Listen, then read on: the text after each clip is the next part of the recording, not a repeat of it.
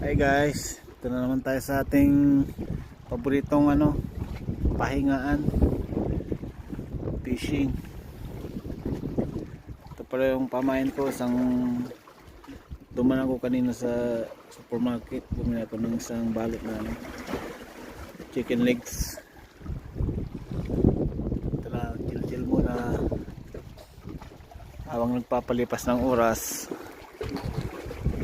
Ito ang gawain namin pagka rest day off. Pakita ko pala sa inyo yung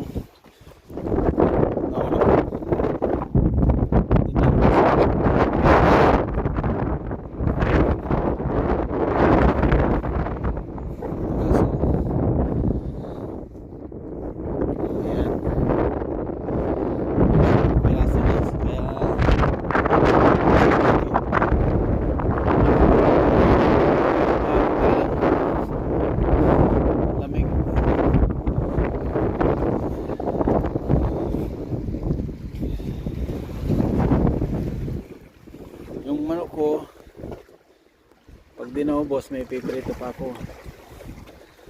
Hindi nakatipid na, di ba?